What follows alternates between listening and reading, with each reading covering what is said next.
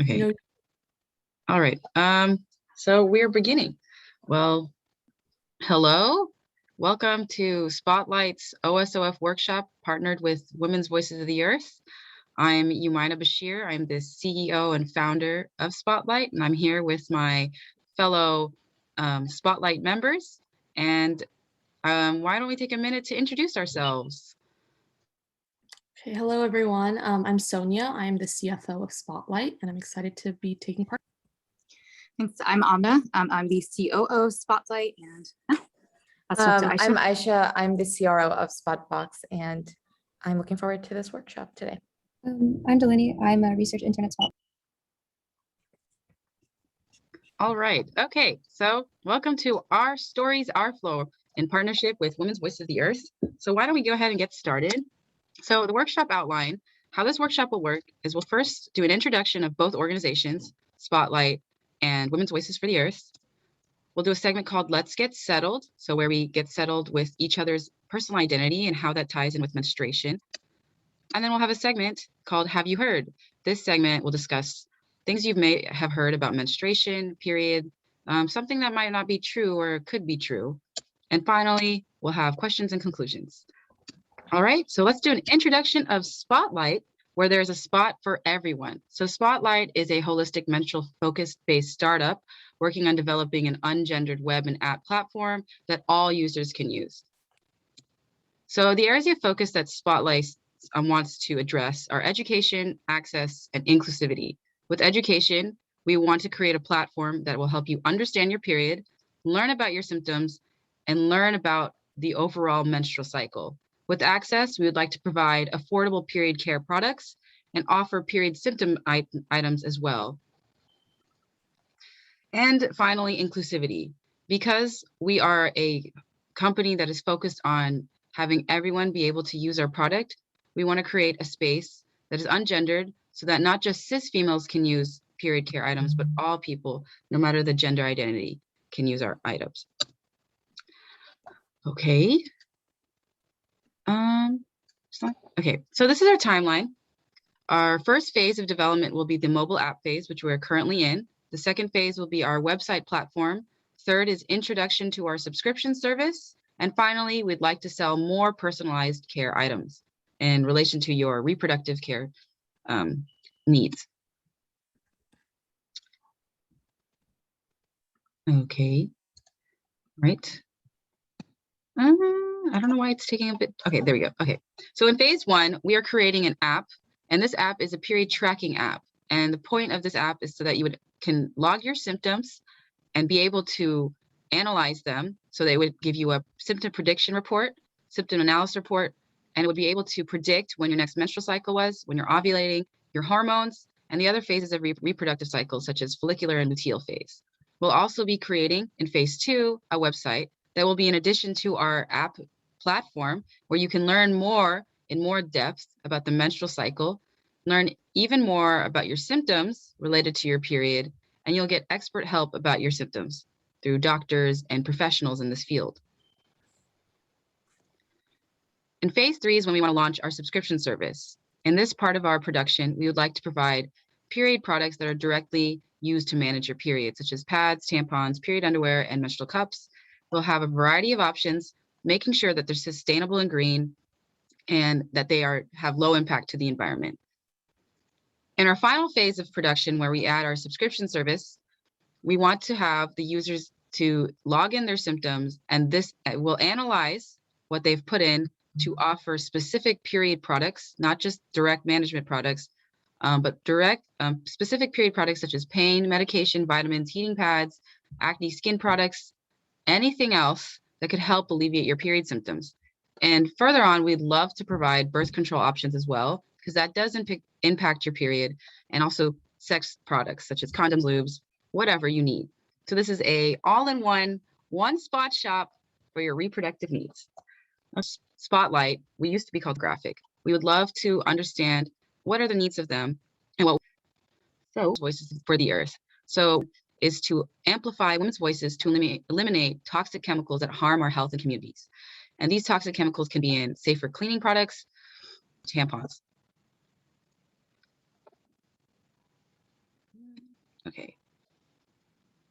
All right. So one thing I would like to offer is at Women's Voices for the Earth, they do a submit your period art to them. So if you're interested, you can submit your art to Maria Ignacia, who is someone who works for Women's Voices of the Earth, and they'll post your artwork on their website and social media. So if you're interested, guys, you can submit your artwork.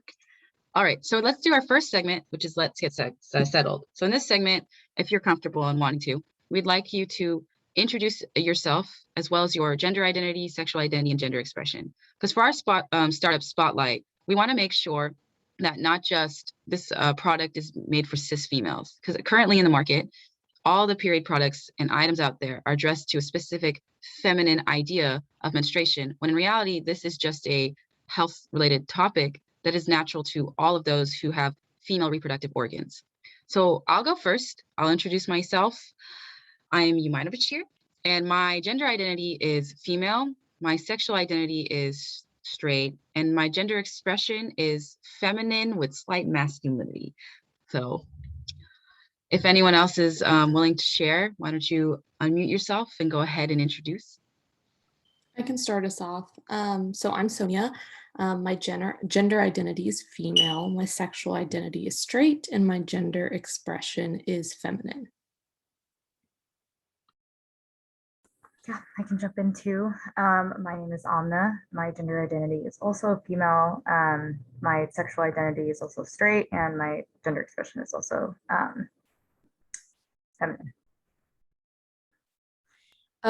So my name is Aisha and my gender identity is female, my sexual identity is straight, and my gender expression is feminine. I can go next. My name is Thilani. My gender identity is female. My sexual identity is bisexual, and my gender expression is mostly feminine. Thank you all for sharing. So one thing we'd also like to go around is share one thing or two things that contribute to your identity. Because in the current period market, identity is defined as woman, hyper feminine, and in some products, pink and red. So in our product, we want to make sure that with reproductive care, a large majority of individuals who don't identify as cis female cannot add the products out in market to their identity, because your reproductive health plays a significant part in your day-to-day lives, because this happens once a month, sometimes for individuals multiple times a month, or maybe just like once every year.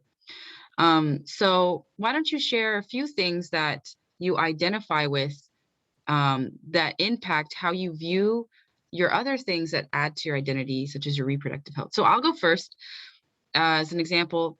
So I'm South Asian. My family's from Bangladesh, and growing up culturally, I wanted to have products that identified with this identity of me. And also, I'm kind of the stereotypical woo girly pink girl. So yes, I love pink. If you can see my bed, it's pink. But those are some things that I identify with that play a huge part with my identity. And when I buy a product, I want them to correlate with what I identify with. Who wants to go next? If you want to, unmute yourself and share.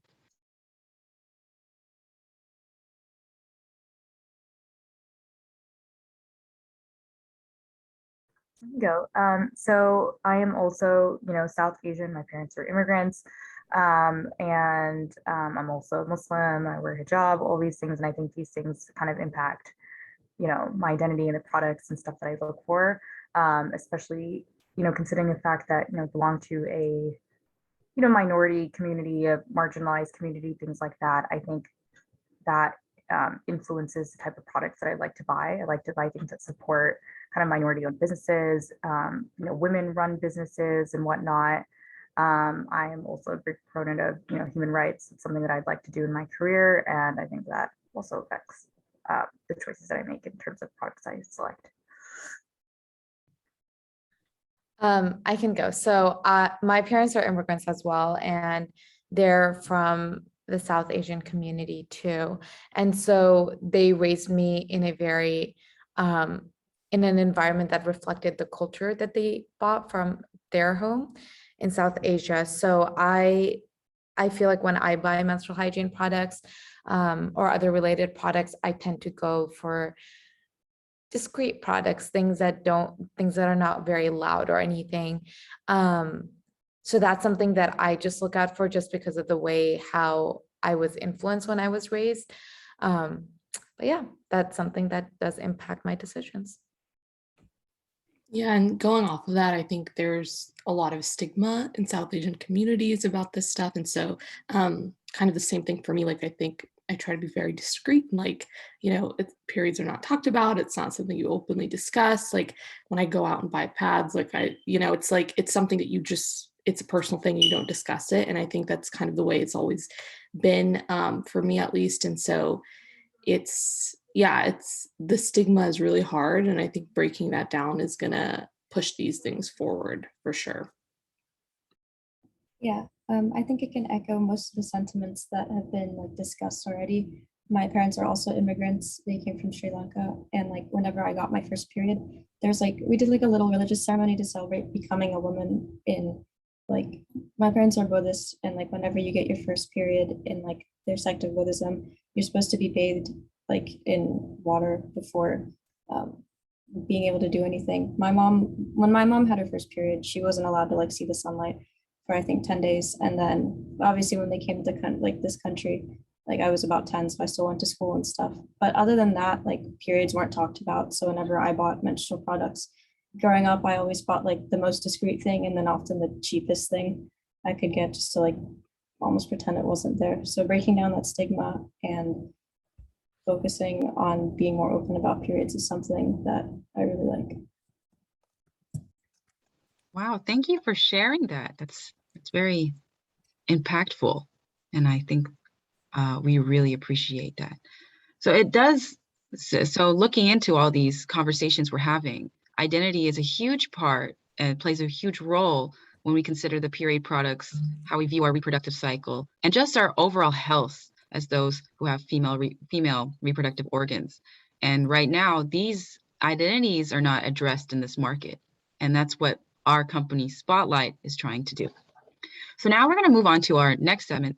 Before we do that, I would like to address that we would sustain a sustainable dialogue, meaning please honor pronouns, speak from lived personal experiences, be inclusive, honor differences and the different stages of knowledge everyone's at, and also calling in instead of calling out. So I would like to address those group norms before we start our next segment, which is things we have heard about periods. So in this segment provided by Women's Voices for the Earth, we'll discuss what are some things that you might have heard about periods. And we'll give a posed question. I'll have the group kind of like discuss what that means to them. And then we'll follow up with like what is actually happening with that question. All right, so we'll do the first question, which is only girls and women have periods. So what do you all think about this statement? Is it true? Is it false? What does this make you feel? How does this make you think about menstruation?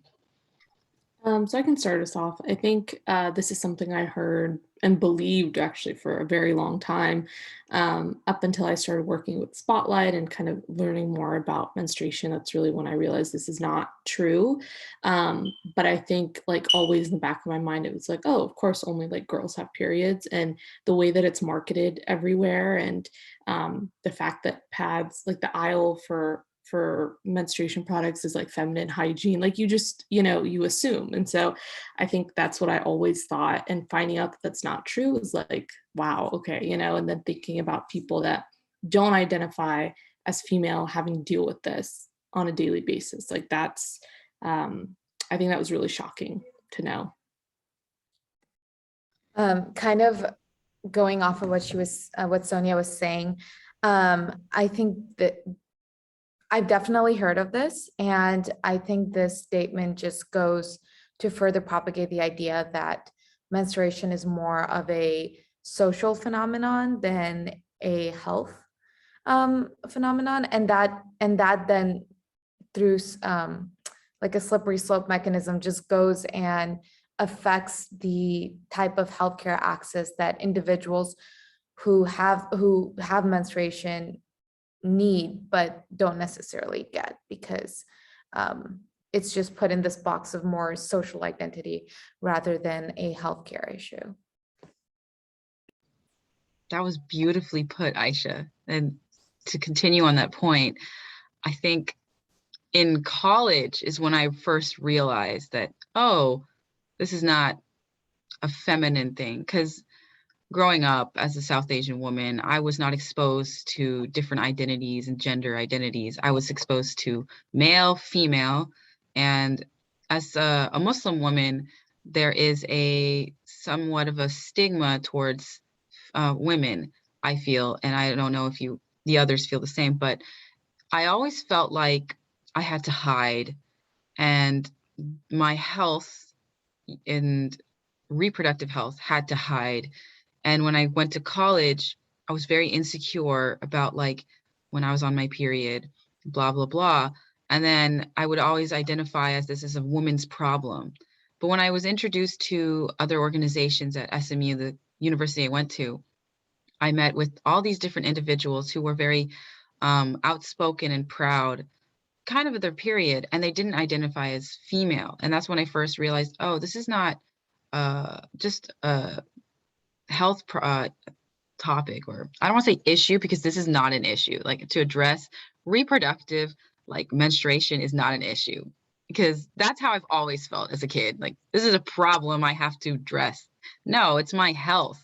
And that's what and that kind of introduced me when I met all these different individuals like, oh, this is a health related topic. Like reproductive health is not something to hide, that women should hide. It's not feminine. Those who have reproductive sexually female organs have periods. Anyone else want to contribute to this conversation? Otherwise, we're going to move on.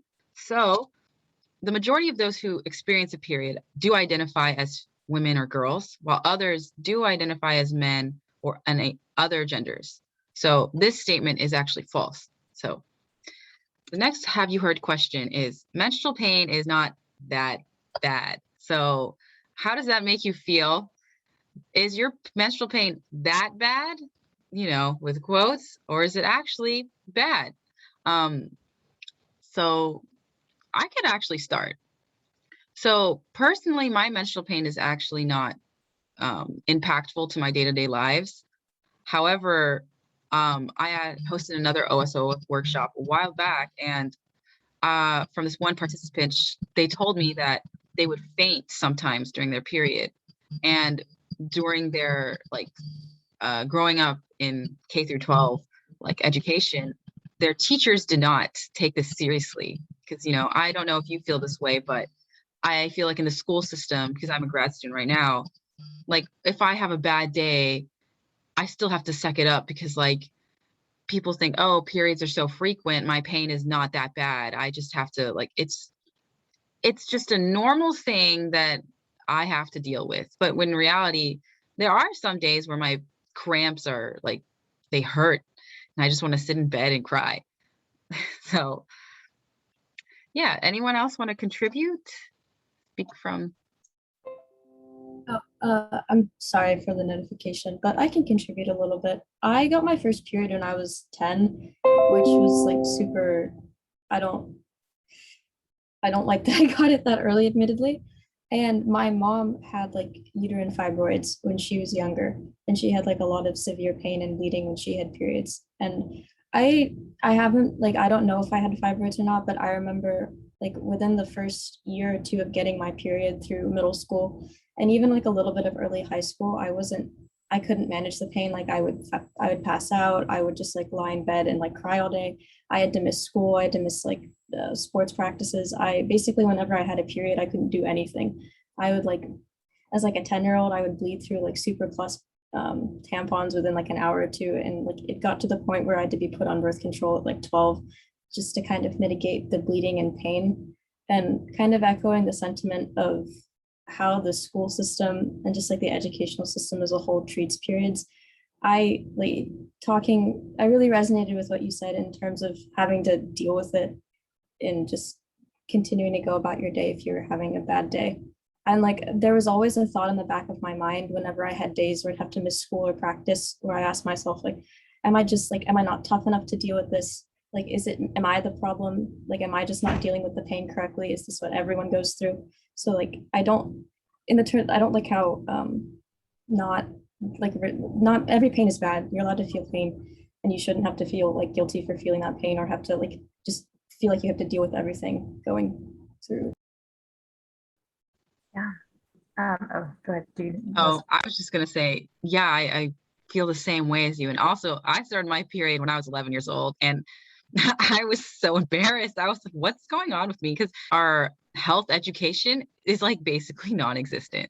I did not receive any info when I was in school through my parents because my parents were so like, oh my God, you're on your period. I didn't even know who to talk to because like, so it's like this period pain is not addressed in any of my like communities. So I felt like I was alone. And like when my pain was bad, I had no idea if it was just me to suck it up or if I should just stick it out. I resonate with what also you said as well. Yeah. Yeah, same. And I also kind of grew up. One, I also had a period around that age too, and I totally pretended I didn't have it for like the first 3 years.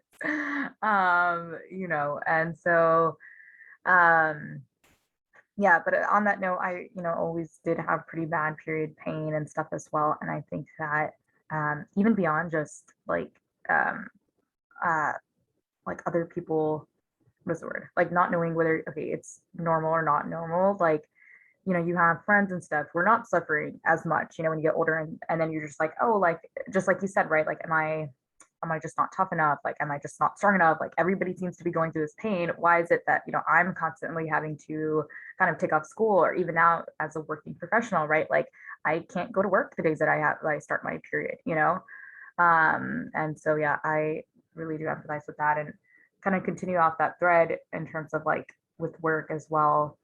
I think it's often really frustrating that like, okay, if I have a woman manager and stuff, it's nice because I can feel comfortable a lot of the times being like, okay, yeah, I really, I got my period and I just can't go into work today. But like, how do there's just not that environment where you might feel comfortable saying that to the meal manager and like trying to explain like, hey, I know we have a big presentation today, but I really, really can't come in, and like, it's like I feel like I often use, like clockwork, right? Once a month, I'm using that excuse, like, oh, I'm really sick, I can't come in today. And so I wish that even societally wise, there was a little bit more empathy for, your period and just like I would like for it to be a norm where I don't have to be uncomfortable saying that, oh yeah, I really can't come in today because I have really bad pain. Like nobody else, is non period based, experiencing individuals, they don't have to have that problem, right? Where they're like worried about coming into work or like scheduling things around the times that they're gonna have their period. So yeah, anyways. That's my thought. Thank you for sharing that.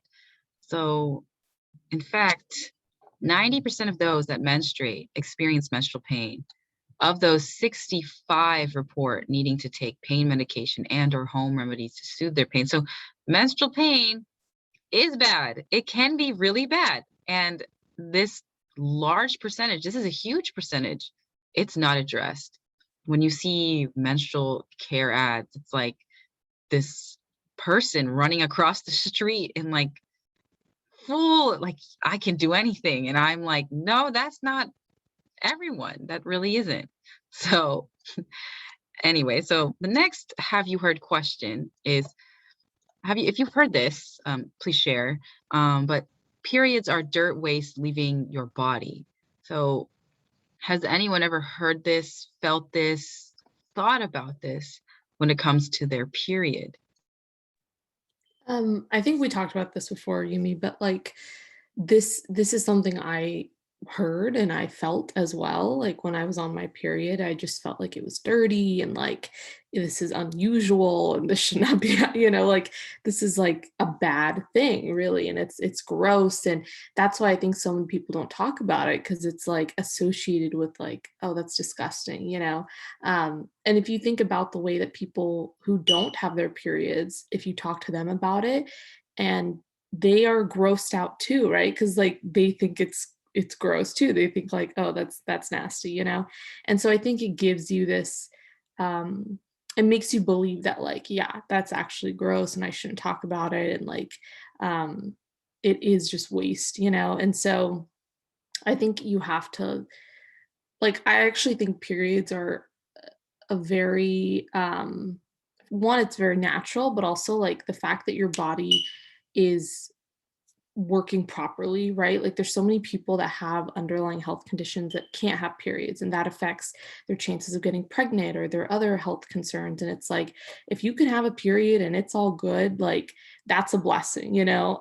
And so I think viewing periods in a different light is so important because this can make people feel very embarrassed, like for no reason, right? And this happen periods are so frequent that you should not feel embarrassed once a month just because you have your period. So those are my thoughts. Um, yeah, and I think like if we're going to, I have never heard this statement. For me, it was more just like, yeah, you're gonna bleed once a month for this period of time. Just deal with it, just use these products. It's gonna happen, it's gonna finish, it's gonna be gone. But I feel like if people who do hear this statement, the terms of waste, dirt, um, something that's not clean is very much going to propagate the stigma that already exists around menstruation and everything. And it also sets the bar very low on actually managing it, because if you already approach it from such a negative standpoint, because everyone's talking about it as dirt or waste, then you're not necessarily going to think of it as something that's just natural and that you and that you have to develop management techniques for, and that you should learn about and know what's going on and everything. So yeah, that's why I'm really excited that we get to do something about that. That was beautifully put again, Aisha. You God. beautiful phrases. Wow. And that's I believe that statement you just made as well. And um just to kind of contribute, this for me, I really felt this because I remember one instance when I was growing up. I was like, I don't know, middle school or something, and I was on my period. And I, when I use menstrual cups now, but when I was growing up, I used these bulky, uncomfortable diaper pads. I hated them. I don't like them. But anyways, like that's just my personal opinion. But I remember I used the bathroom and I was changing my pad and I left. And then my brother goes to, because we share a bathroom because we're kids, and he goes in, he goes, "Ew, what is this? Oh my God." And immediately I felt so bad about myself. I felt like gross. I felt like I was dirty and like kind of like sick. It just made me feel bad. And my mom, the way she responded was like, "Why didn't you clean up? That's disgusting. Like you're supposed to clean up after yourself immediately so that your brother and dad don't see you." And that was my experience growing up as a kid. So I really did feel like that. And for me, I'm as a South Asian woman, it's not this one sentiment with just my family. It was generally in like growing up in this community around like men. I felt like if they saw one tiny bit of blood, the first thing they would think is, "Ew, she's dirty." And I know now, like this is something that's completely wrong. It's not dirt. It's just it's your reproductive natural cycle. And this is something that I would love to, as a group, as Spotlight, our team wants to address with our product.